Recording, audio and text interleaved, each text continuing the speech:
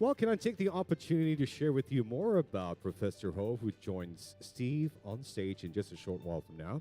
Professor Ho collaborates successfully, develops validated Curate AI, a powerful artificial intelligence technology platform which optimizes clinical efficiency and safety for several combination therapy indications. Known for his discoveries in nanodiamond drug delivery and imaging, Professor Ho has also served as president of the board of directors of the Society for Laboratory Automation and Screening, which is a global drug development organization, comprised of senior executives from the pharmaceutical and medical device sector, as well as academic visionaries. Well, it gives me great pleasure once again to initiate our second Fireside Chat. It gives me great pleasure once again to introduce Steve Leonard, who is our founding CEO for SGInnovate, and along with Professor Dean Ho, Provost Chair, Professor and Director for SINAPSE from the National University of Singapore. And they are on stage already. Join me in giving them a big warm welcome, please. We're ready Steve, to thank go. you so Okay, much. great. Thanks, Ajay. Okay, I know you've been sitting. I want to make sure that we're engaging you as well, so please start popping in some questions.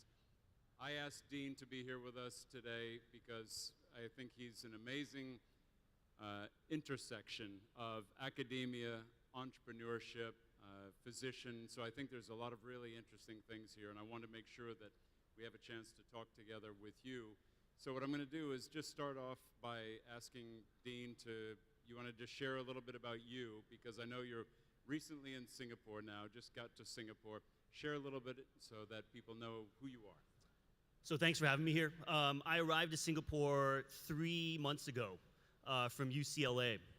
And my team works on a platform known as Curate AI. And our work is what brought me out here.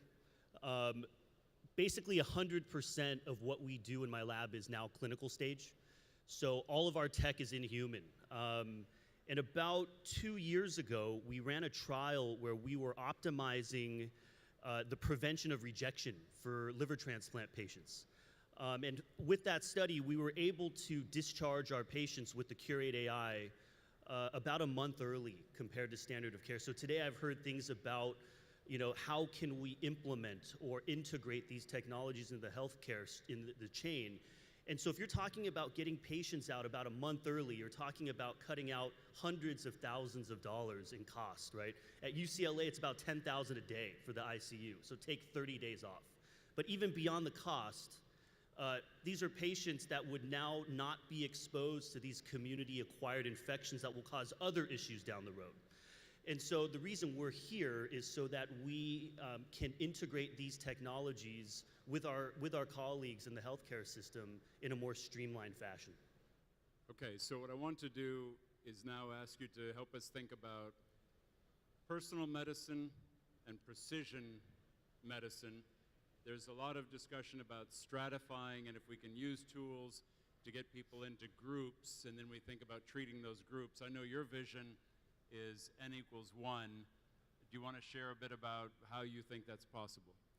So N of 1 medicine, this is defined very differently across different streams of this field of research. And so for our team, for N of 1, right now if you think about conventional chemotherapy as an example, they give fixed dosages and high dosages often to a mass population of patients. But what we've seen is that the minute you start treating a patient, their physiology starts to evolve over time with the disease. So if you give a fixed dose to patients that are very different from each other, or even patients that on a Monday are different on a Friday, there's a need to start thinking about a way to guide the dosing of that care to give N of 1 medicine for the entire duration of treatment, not just at the point of when the drug's administered. So very quickly, I'll give an example of a patient that we treated, and we're still treating actually, who has advanced prostate cancer. And, a while ago, this patient was given an investigational combo therapy, 2 drugs,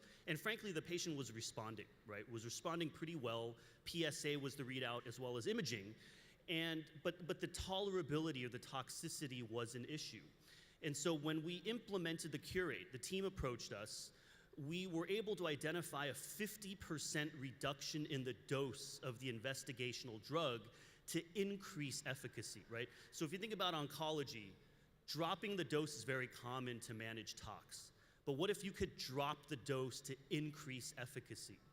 And so when that happened, certainly it took time, it took acceptance. We had to go through the medical monitors, the IRBs, but we did it, right? The patient elected to waiver and do the work, to do the dose reduction, and the patient achieved an efficacy that was not seen for the entire duration of that study prior to Curate stepping in, right? And so 50% reduction, the lowest PSA levels observed during the entire course of the study.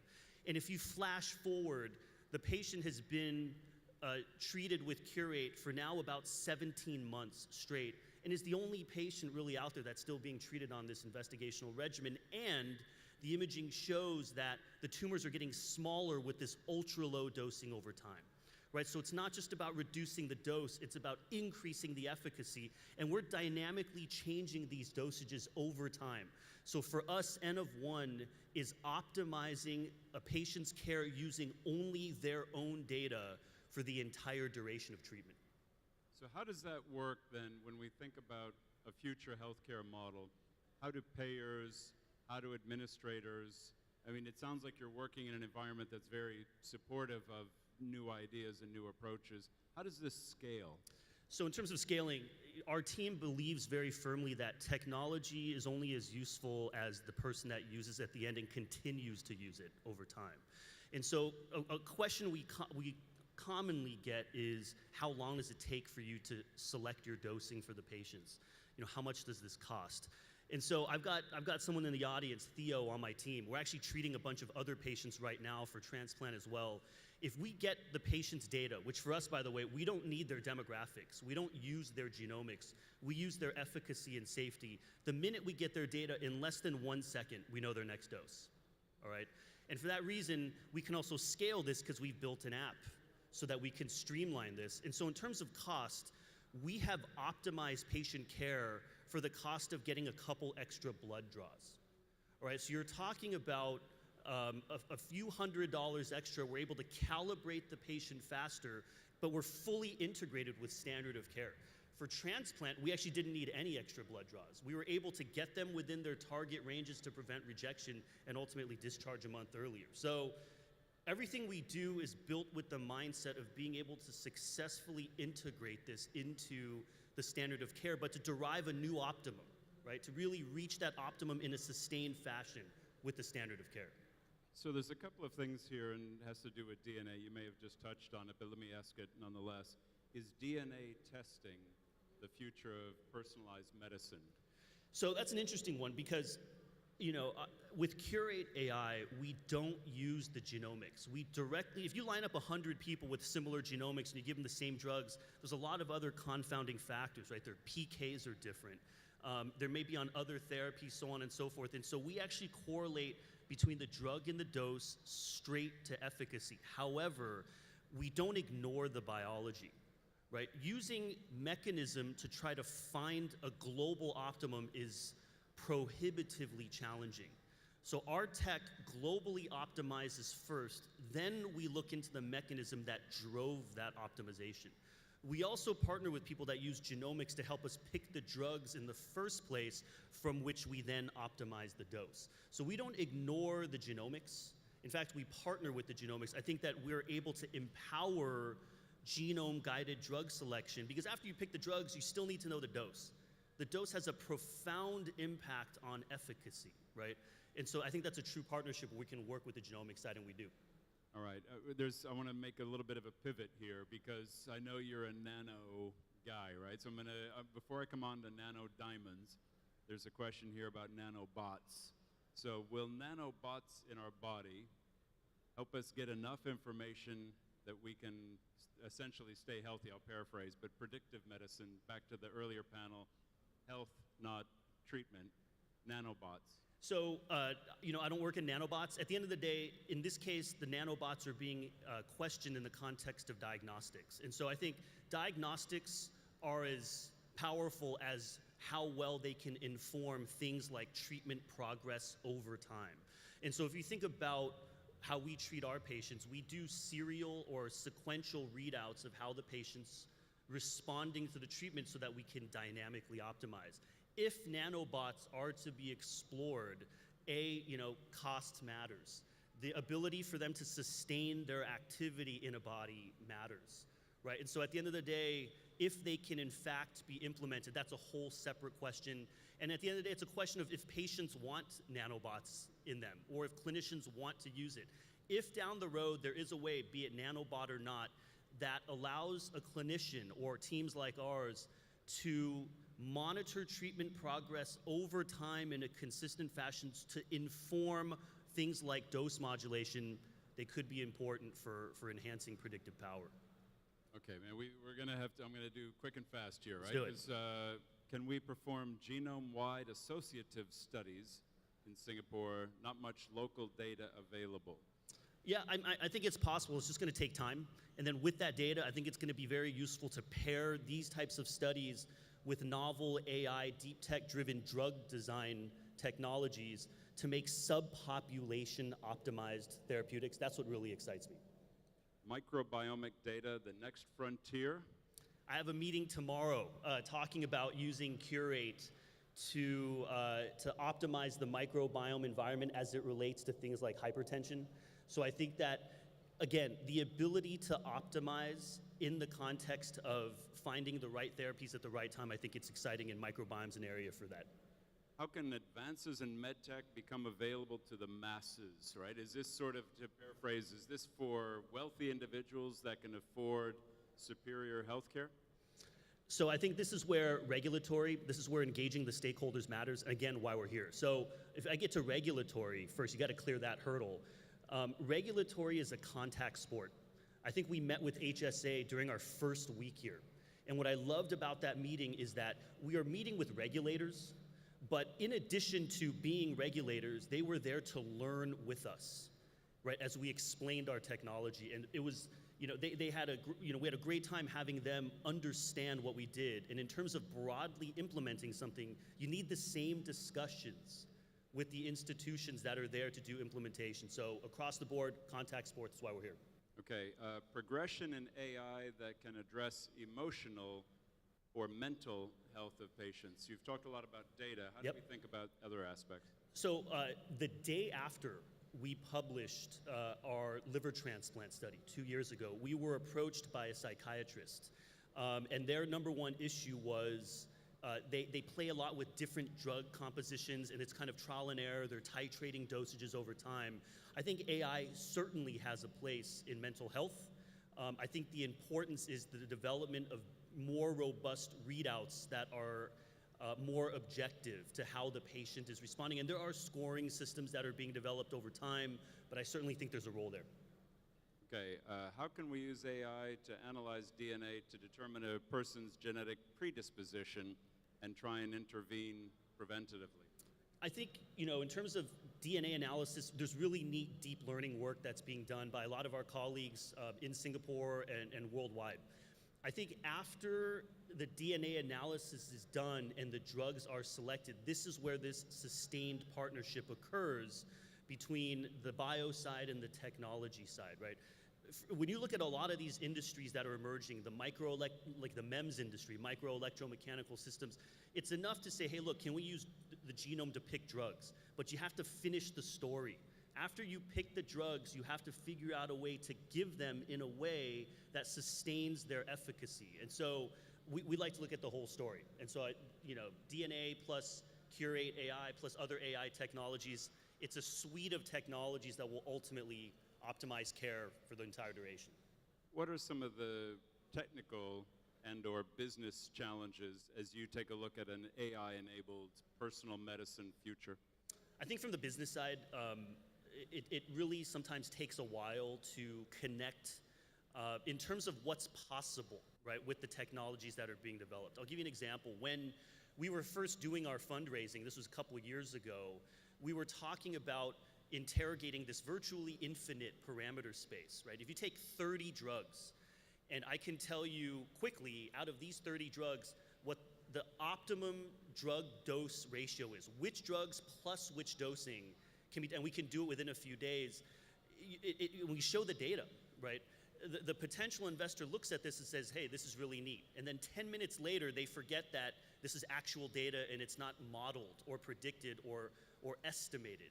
And so it took us a lot of time to connect, and it took us actually 2 years to ink out our first collaboration, right? And in fact, the person that initially refused to collaborate with us is now just signed on as an advisor, right? And one of our biggest advocates. And so I think that the ability to convey what's actually possible, to define the objectives of what the collaboration is, or your potential funder, what you can do, I think that's important. What brought you to Singapore? Because you were doing cool work in the U.S. Why Singapore? So I've been here for 3 months, but I've been to Singapore many times before that. A few of my best buddies since middle school actually live here now. But on a technical side, when I started my lab at Northwestern, it was me, my students, and some mice and some cells, and we were publishing papers, right? And I tell my team that the day that you can fold up a journal paper and shove it in a patient and make them feel better, that's the day we'll stop there, right? And so when I moved back to UCLA, one of the people, Ali Zarenpar, is a very talented surgeon. The day we treated our first patient, I was a California lifer originally, and the day we treated our first patient, that totally changed me. And our ability to implement on a broad scale in terms of what we're doing here, and the ability to engage with the regulators, engage with the healthcare administration, engage with Ministry of Health, was super exciting to me, and we're having a great time. I'm going to try and paraphrase because we're running out of time. Sure. Can AI tools be used in critical decision making, for example, to go or not go on a surgical procedure? I think so. I think in terms of that, it's important to develop signatures, right? Kind of your AI-driven surgical board or your AI-driven tumor board, for example. We're already making critical decisions on things like dosing, right? That's an infinite parameter space almost when you're looking at which drugs at which dose during what specific point in care. For surgery, I think when you look at some of this data and you do some deep learning to look at what type of indication, what surgery, and looking at complications, so on and so forth, you can mine out signatures that will be AI empowered to act more actionably. So I think absolutely yes. You and I chatted briefly during the other panel. Is aging a disease? I saw that question. I thought it was interesting, and I kind of think yes, because I think there is a way to address it and slow it down. In fact, day after tomorrow, I've got another meeting in terms of using Curate AI. And that's an interesting one. For that one, you definitely have to modulate treatment over time because we're all aging, right? We're implicitly changing. We've got a ton of patient data, prospective, where, as I mentioned this before, a patient that we were treating on a Monday was totally different the following week. It was a totally different person. And if we had kept the same dose that worked beautifully during that week one, it would have actually been terrible had we given that same dose the second week. But we know this. We can prospectively adjust the dosing. And we've done this for cancer patients where they're starting to lose a little efficacy. We modulate the dosing and the efficacy comes right back. For aging, it's the same thing. The minute you start treating, even without the drugs, you're changing, you're aging, right? And so with things like AI, I think our ability to actionably regulate treatment in time will certainly have a way to help with that. So maybe disease, because I think there's a way to intervene in a fairly potent fashion. So is it true that you're 74 years old and you're actually using... I might be, I might be. So good diet, hitting the gym, you'll be all right for a little while. All right, last one. Amazing, right? AI is cool, nanotech is cool, lots of things are cool. Is there sort of a uh-oh in here? Is there a humanist issue, things we need to be worried about or aware of in the midst of the coolness? So, things I've been hearing about, and something that was really insightful that I heard was, will AI replace clinicians, but the clinicians that use AI might replace clinicians that don't. And when we do our work, we actually always have a clinician involved to be kind of the final say in what we do. And I think including the clinician in this stream is critical. And we've actually been approached by clinicians that have asked for certain components to be alleviated from their plate. They don't get removed completely, but it'll allow them to focus more on the patients that need more care. And so at the end of the day, when you use AI for things like clinical decision support, I think that as long as we actively incorporate clinical expertise, but optimized, assisted with things like AI, I think it gives us a good chance to avoid the uh-oh scenarios. Okay, well, you can see why I think Dean's an amazing part of Team Singapore now. I hope that you've enjoyed the session. Thanks, everybody. Thank you. Thank you, Steve. Thank you, Prof. Ho.